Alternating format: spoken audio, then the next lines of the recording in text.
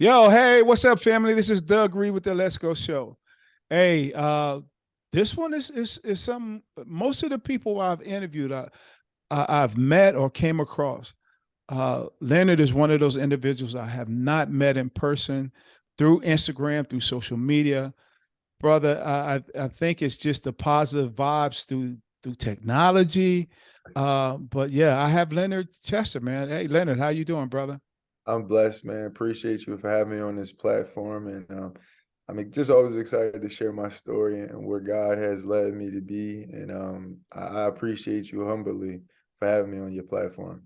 Yeah, actually, man, it is an honor, man, and we just gonna jump like right into it. Okay. So tell me a little bit about Leonard. I mean, where you from, raised, where you went to school. Yeah, I'm from West Philadelphia, from 60th Street, the north side of 60th Street. I grew up in a rough area, with a lot of hope. Raised by my grandmother. My dad suffered from drug addiction. My mother was deported when I was 4 years old, and I'm half Japanese and black.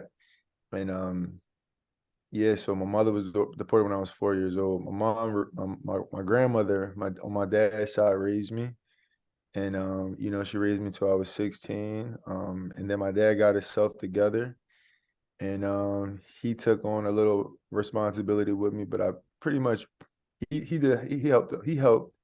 And also my help with my cousin Delia as well. She helped me as well. My aunt Crystal, my uncle Demont, and my Aunt Evelyn. It takes a village to raise a child, especially coming from inner city Philadelphia, where it's a lot of crime, drugs, and all the above growing up where we Yeah, come from. so definitely one of the things I love about that, and I think we don't do that enough. Uh, you said actually, how you were raised, but like everybody stepped in. Yeah, What I mean? One of the things, we'll dive deeper into it, yeah, especially as a young man, even as from a boy to a man. yeah, One thing that we need is that love. yeah. And that love is so hard to come by these days because things are going. And then you mentioned your mother being deported back to, where was she deported back to? So I'm half Japanese, and my mom came here as a foreign exchange student. My dad was in the military, so he knew how to speak Japanese fluently. So him and my mom met at his school. He was a security guard at her school. Forget the name of the school, but it was something on the main line by Bala Kenwood. And my father and my mother started dating. She got pregnant really quickly. My family in Japan wasn't so excited about it. My grandfather, who I'm named after, Nobuaki, he was just like, you can't have a baby by a black man. He Mm-hmm. used a different word. He used the N word. That's what my dad told me. But he just wasn't happy. And my mom was going to school as a foreign exchange student. They cut ties with my mother because she was having a baby by a black man. And she started working in Chinatown, and the place that she worked at got raided, and she just happened to get swept up when I was 4. And yeah, I haven't seen her ever since. So Wow. yeah, but I appreciate her so much. We email once in a while, and I know she's dealing with a lot of trauma from this from our relationship. But I tell her, like, the biggest sacrifice that a person could give me was life, and you gave Mm. you gave your life so that I could live. Went to jail and been disowned by her own family to have me. So I just message every now and then, just let her know I'm appreciative of her sacrifice for me to be here because my family on my Japanese side is pretty well off, and for her to cut ties financially with them just to have me. See, we live downtown, probably across the street from us, when I was probably in my mom's belly, and for her to move from Chima's, wherever that condo is right there, to 60th Street, and raise me till I was 4, it's a whole different culture shock for a Japanese woman to jump from downtown Philadelphia to the hood to 60th Street. So I couldn't imagine what I would do in that position. So I just thank her for giving me life. Yeah, and I'll just go to say, man, thank you for your transparency with that. One of the things, I talk about is hard. My father is gone, but he was shot and killed when I was 4 years old. Yeah, So I can only imagine as a child growing up without a mother. Just like a child growing up without a father, or without a parent. yeah, That can actually bring some things about, bring some reactions, bring some impulses of things that don't line up in the way we would want to happen. So, yeah. so growing up in West Philly, what happens after that? At the, 18, I would say I went to college, Central Penn College. I was pretty good at basketball, but I only played 1 year of high school basketball, and that was my 12th grade year. And because I was just into so much other stuff, I was partying. Me and my friends, we had a rap, not a rap group, we had a partying group. We used to call ourselves FIUB, Okay. and we used to throw parties in the city. From like 15 to 18, and I got caught up with that young partying lifestyle really, really early. But when my grandma died when I was going to 11th grade, I had to really make a decision like what I really wanted to do because I knew I really didn't have no backbone. So, basketball, I played basketball in 12th grade. I went to Central Penn College. It was in the Boondocks. Um, and it was a place where I was on my own, and I knew that I had to take responsibility for my life at that time. And I did good my first semester. Got into some extracurricular activities that led me just to get my associate's degree. I pretty much got kicked out in a sense.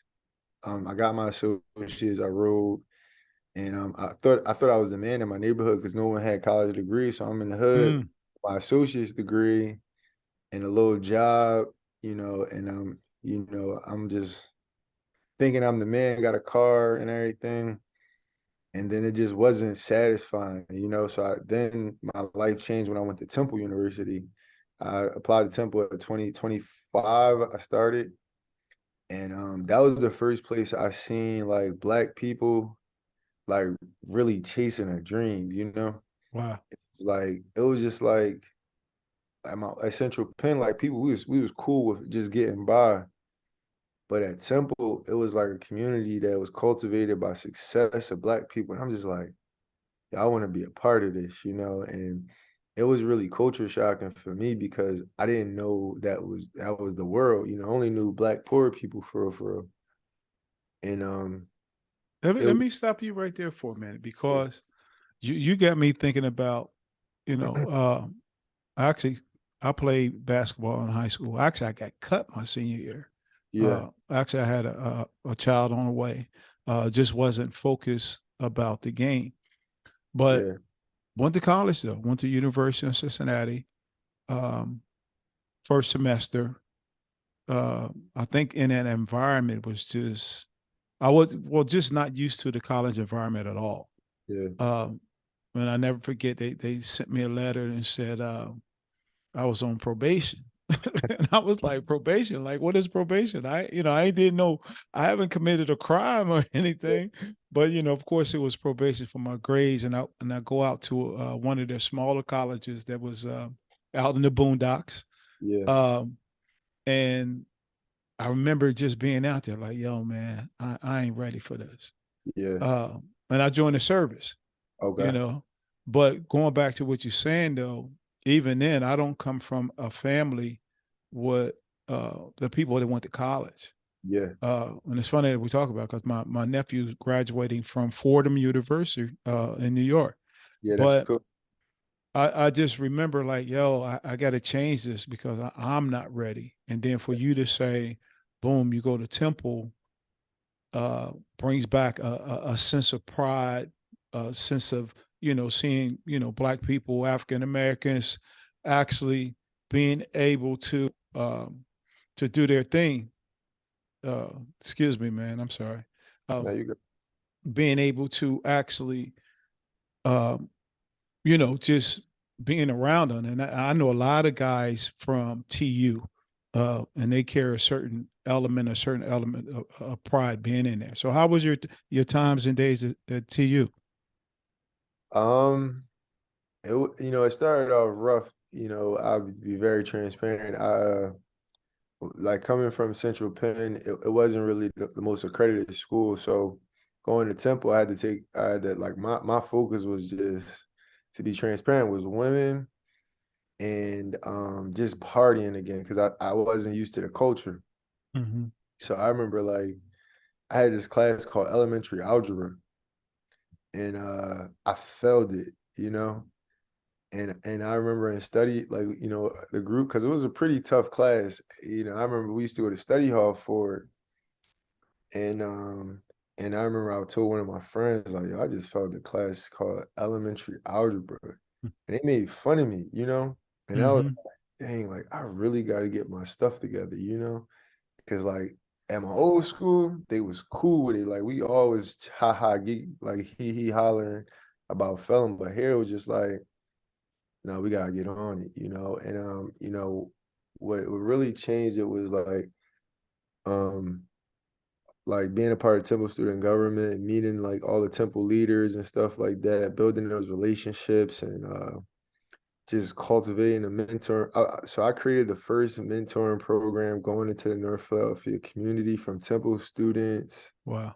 North Philadelphia community, with the Temple student government. And we just, we host a community forum. And I really fell in love with New York, not New York City, but North Philadelphia because, it just cultivated me in a mature way. I started working in an organization called Treehouse Books, starting to partner with Temple Police. I started partnering with all types of people just to like help bring life to North Philadelphia. This was also the time when Temple was trying to build the stadium, and I was a part of that. Fighting against that stadium not being in North Philadelphia.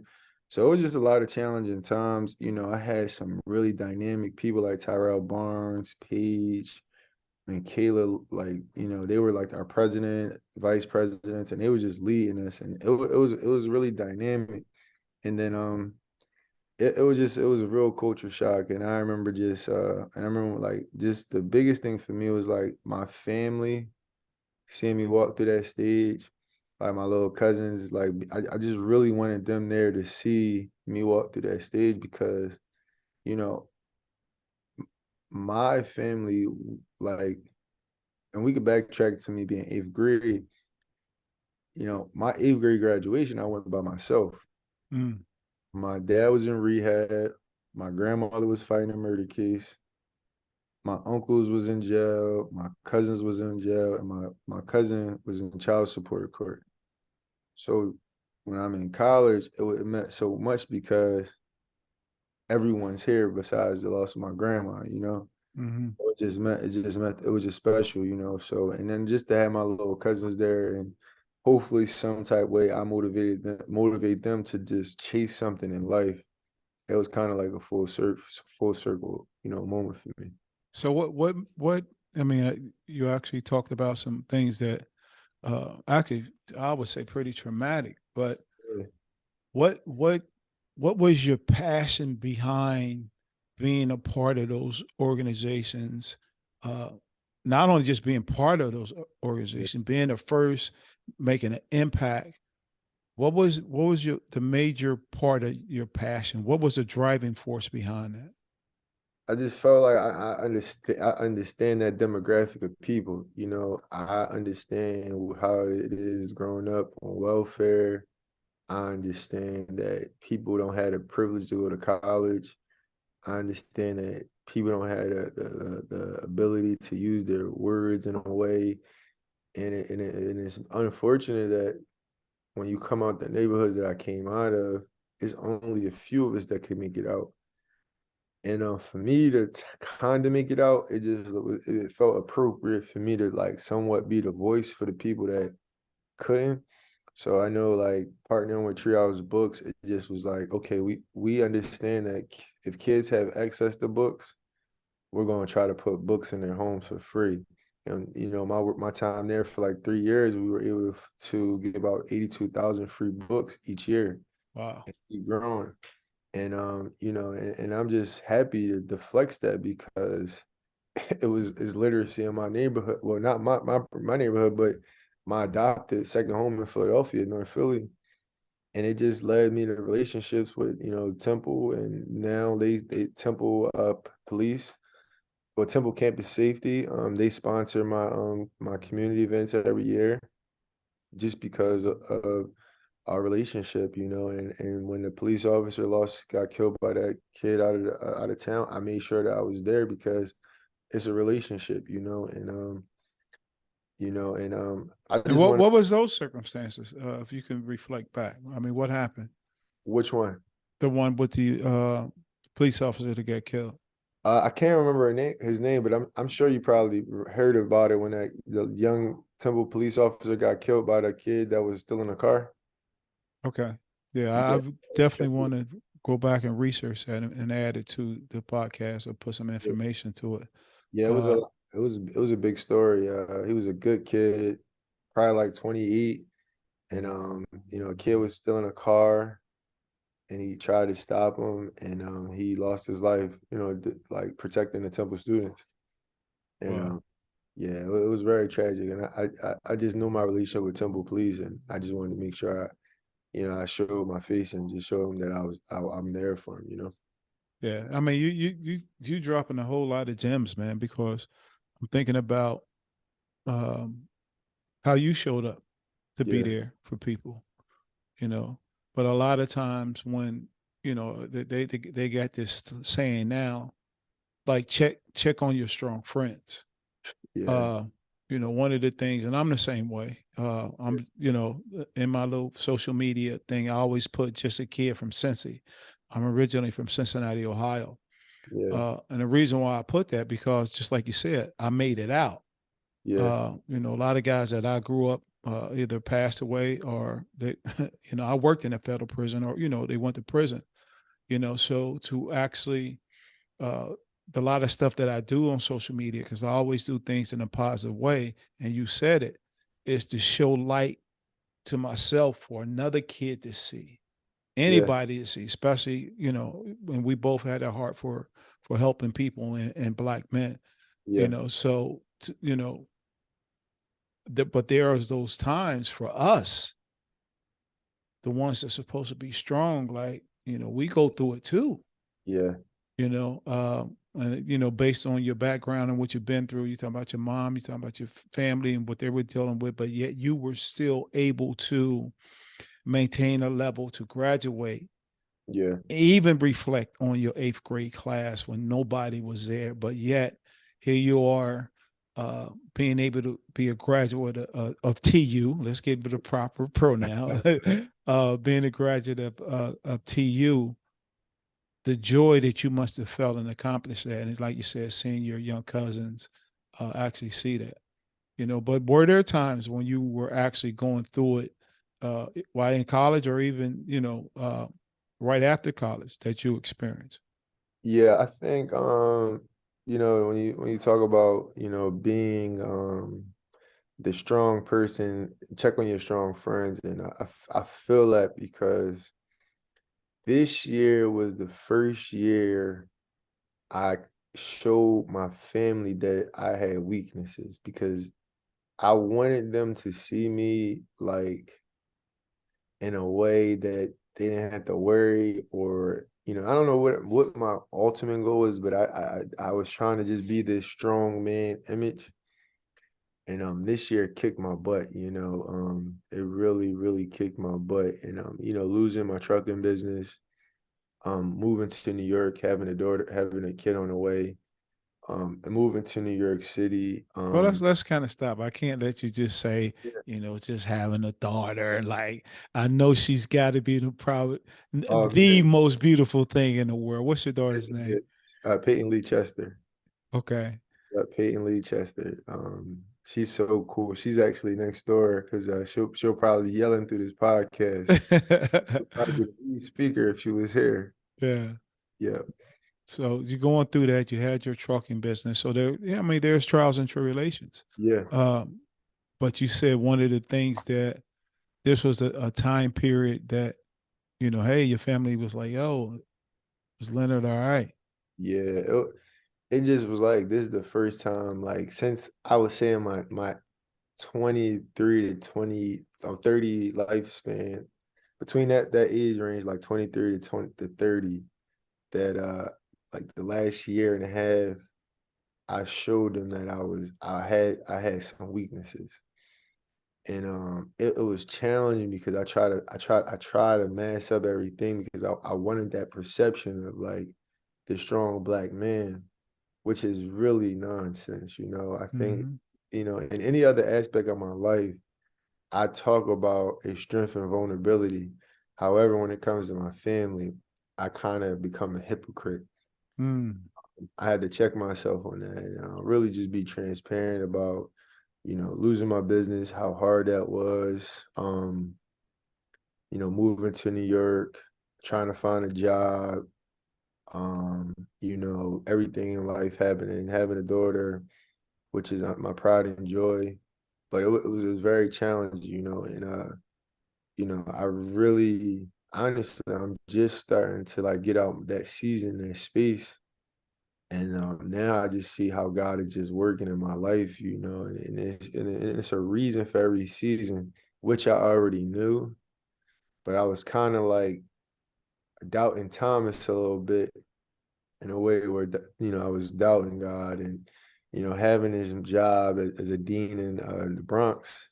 The kids could be challenging, and I'm like, why am I here feeling very miserable? But now I'm starting to understand that God had to do something so dynamic in my life to bring me to New York City and meet these fantastic movers and shakers that I'm meeting Wow. because I would never have met these people that I'm connecting with. And just a one tidbit about it is like I go to Equinox in the city, and it's so many people in New York City. One day I go in the gym, I go downstairs in the basement stretch, and it's this light skinned brother working out, and he's looking at me, I'm looking at him, and I'm like, why this guy keep looking at me? So he comes over and asks me, did I go to Triton High School? And I'm like, yeah, I went to Triton High School, and it was so funny that he asked me that because I only went there for 1 year when I Right. got kicked out of PA. I got Fresh Prince to Jersey with my aunt, and he was like, "Yeah, I remember you from Triton," and he only went there for 2 years, and I went there for 1 year, and I even finished the whole school year. And we just like, yeah, like I went to Triton, we started connecting, and he's a believer in God, and he's doing some amazing work in New York City. And he's just been a blessing to my life. But it's just those type of signs that I haven't seen him in 10 plus years, probably even 15. And we probably never said a word in high school together, but God just aligned us Yeah. together. And that's nothing but God right there. And he's Yeah. been introducing me to some movers and shakers out here. And he has a similar story like mine. Like he had to actually move back to Jersey with his family. And he wanted to be back in the city. Now he's like thriving here, and I'm just blessed to have him in my friend group. I was talking to my another friend last night, and I brag about my friend E. Because I was thinking like, yo, I have friends that are still buying bottles in the club, but I got this brother named E that just bought a house in Puerto Rico. Ooh. So just like I'm just happy for the flex of friends that God has given me. Mm-hmm. And I'm just so appreciative of this storm that I just had going on in my life, Yeah. and that I'm blessed to like be climbing out of it and seeing the light, and also working on some projects that I'm really excited about. Yeah. It's funny you say that. I'm in South Jersey. I used to referee basketball. Okay. And I remember doing some games over at Triton. Oh So small world. yeah, Uh, but one of the things that you said that kind of got me because you said, of course, trying to always be strong for your family. They never seen you like this. And yeah, it's funny because even on social media, you haven't really been on social media. yeah. Um, and I saw you, And I get hyped. I was like, "Yo, that's my guy." Yeah, And of course, I inboxed you, and I was like, "Yo, to do the podcast," not really knowing, your situation, but I knew I wanted to talk to you. yeah, And now we talk about our faith. yeah, God knew I wanted to talk to you. yeah, Because one of the things me and my wife did for 2023, we did our vision board, and then every year there's a theme. Our theme was alignment. yeah. Come on now. You know what I mean? We wanted to make sure going into this year, because a lot of things are happening, good things are happening, but we Yeah, wanted to make sure it was in alignment for what we do. yeah, And trust me, there's got to be uh, a strong spiritual foundation in this path. So I appreciate you saying, like, I get it. You know what yeah, I mean? Like, I really get it, man. So, tell me now. You said of course, God is going to make a way. I mean, He will yeah, continue to be the light under your path, yeah, as they say, making your crooked road straight and your rough areas smooth. So the thing, okay, the trucking business didn't go as planned, but He's gave you some other ideas. yeah. So what are your plans for the future and those ideas? Well, one, I'm not really allowed to talk about right now. But all I can say is a tech startup. I signed some paperwork that said we really can't discuss it. But the other one that I'm working on is something I'm really passionate about. It's a platform of connecting people, and it's a niche audience that will be targeted. And it is invite only community, and I'm really trying to. I have a partner that I really pray that she does it with me, my friend Keyshawn. So Keyshawn, if you hear this, Mhm. pray to God that you do this with me. I know we're supposed to meet on Sunday in Philadelphia. So I'm manifesting that you do this with me, and it's something that I had this idea since 2017. It's called, Mhm. and this one I'm really hyped about. It's called Circle Talks, and the initial, like, I'm inviting my circle to a community, and then once they subscribe to the community, they'll be able to invite their circle to the community, and we just a community of like learning together and building together, and it's the concept is so dope. I would have to tell you one on one because it's so multi layered, but it's really just a community of circles, and like once we invite you, Doug, you'll be a part of the circle, and then you'll be able to invite your circle to the talk, and it's just about building community. I feel like the people that's in between, like myself, like many millennials, or whatever place, common thing of being in between. Yeah. So even when we get to this job or we get to this business, we still in between growing or settling like where we are. So it's really community for those people that are in between hard times or good times. And is I just want to build a community around those people so we just love on each other, nurturing each other, and you have a community that cares about you and has some resources for you to grow. And that's Yeah. what we're gonna do because I've been in between this year, having a job, not having a job, and it's rough, and having something to look forward to, not having something to look forward to. And I just want to know. I know how it feels now. I've been knew how it felt, but now I really understand what I needed, and I feel like God put me in that space to be able to cultivate a space for others, just to know that it's a resource for you, and I'm happy that God put this on me and actually came up with this idea 2017 with my friend Grace. We're in a tech center, and that's like, if it just feel like God keep nudging me like, yo, I'm giving you this, you're not doing it. But this idea is from 2017, a conversation with my friend Grace at the tech center. We were arguing about, she wanted to do a TED talk, and she was getting frustrated because she didn't get selected. And I'm like, Grace, we could build our own TED talk. And I'm like, we could call it Circle Talks. And that was 2017. It's 6 years ago.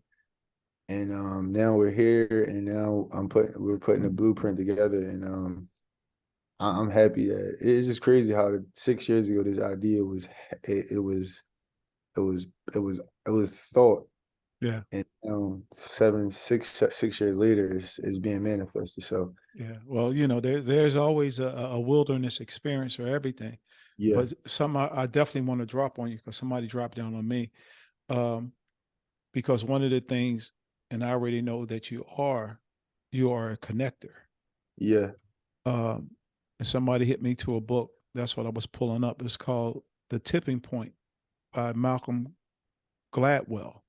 okay, And he told me, he said, bro, you may not even read the whole book. He said, but I think it's in chapter 2, but there's a part in it about connectors because you are connectors.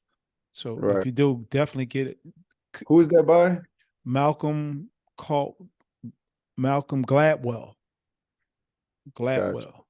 Uh, because it says connectors, those who know everybody, the Yeah, networkers with the large social circle, the social glue, yeah, those who possess information and expertise, seek to share the data banks, the ones in the know. Like everybody can't do that, bro. yeah. And I, it's dropping on my spirit as well. So did I that. just want to, put it out there to you to let you know uh, that takes that's a gift that God has given you. And for like you said, for that idea to be like 6 years ago, and now it's coming to full fruition, it's going to happen, and it's Yeah, going to actually it's going to actually grow into the area that you want it to grow, and yeah, and definitely exceed abundantly beyond anything you will be able to measure. yeah. I'm so excited about it, man. Like I get like every time I think about it, I get chilled because like when I had the idea to start a nonprofit, I started a nonprofit. When I had the Mm-hmm. idea to start the trucking company, I started the trucking company. When I had this idea 2017, it just felt appropriate, but now it just feels like God is just like pushing me to do it. It's like so I just I started this new thing on Google Notes. I mean Google Docs. It's just like every day I just go in on I have this list of things I need to do for the year. And I just keep looking at it every day and it's like screaming at me. It's the first thing I see. It's like circle talks, like it's just crazy how life works, because I said like, you talk about alignment is like I told myself I wanted to start talking on podcasts because for a while I have taken a social media break because it was a space where like I've been like celebrated so much the last 6 years, 25 to 5 years. And when you're in this space in between, it's just like uncomfortable. Like Mm-hmm. people are so used to you being on this high horse. And when you get down on off the horse and you don't have nothing to say, it's just like uncomfortable. But God really had to do it to me, because I was out here wilding. I wasn't really what he gave me. I wasn't I wasn't really mature enough for it, and not to say that I won't make no mistakes going forward, but like now I know like the capability of God and also myself and what it feel like, because like 2 years ago, I wouldn't imagine how I just felt. And Yeah. I appreciate it, because now I know like I ain't God, I ain't listen, nothing makes me remiss of any penalty, so I appreciate this season like no other, man. I'm Wow, telling bro. Ooh, bro, you don't realize how much. I mean, of course, it's a podcast. We'll put it on the YouTube, but I guarantee you, somebody needed to hear that. you. And there's so many levels. And I even think about myself. Like I'll be 60 this year, Yeah, um, and so just kind of drawn back. Like, wow, I'll be 60. yeah, And of course, like you said, trials, tribulations. I've been through a lot, but everybody had their wilderness experience. yeah, There's stories in the Bible. It took people 40 years, yeah, to get it, and I think about myself, I'm 60. So yeah, it took that long for me to be at a point where I am. And then, Yeah. you know, like you said, you was on that horse to Damascus and, you know, riding high like Paul, you know what I mean, got knocked off that horse. But then now you see the light. And Yeah. now, and then the main thing that you've done was acknowledge that you do, Yeah. that you understand who God is, that you can't do it without him, man. So I really, really appreciate you being transparent and actually saying that. So, you know, that's about it. I mean, you know, I know you got some things. I'm looking forward to hearing about it once you're able to talk about the new venture, your startup that you got. Uh, Yeah. and then you talking about the what'd you say, the circle talk? Yeah. Circle talks. The circle talks going on, and then definitely let me know if there's anything that I can do. And you're in New York. I love coming to New York anyway, You bro. gotta let me know. You have my Yeah, number. I gotta yeah, send. yeah. I'll hop on that train, man. Be like in Penn Station in a minute. Yeah. But yeah, I got some definitely, spots out here, man. yeah, definitely let me know. And then, you know, before we even wrap up, man, what are some of the things like for a young person, for anything that's on your heart that you would want to tell them right now? Um, don't think you Albert Einstein all the time. You know, that's the first thing that came to my mind is like, you know, don't think you know it all. And as cliche as it might sound, is like you really gotta be a student at all times. And I know for me this year, I'm back on my learning horse. You know, I'm not I'm learning again. And that's what I would say to any young person is just continue to just learn. And that's not just reading books, that's not just taking classes, just like just learning what's around you, learning your surroundings, learning the environment you put yourself in, learn about financial literacy, learning about, you know, what makes you feel good, be more intentional about yourself, and just learn and just be the best version of yourself, honestly, because life will challenge you. But once you get so many lessons, you'll be able to have a catalog of what to do in these seasons of your life. So just continue to learn, be mindful of yourself, and never think you Albert Einstein. Yeah, that's a lot. I know in life I say there's no losses, they just lessons. Well, Yeah. folks, this has been a Let's Go show with Doug Reed featuring my man Leonard Chester. You know what I say? Let's go, baby. Peace. I'm out.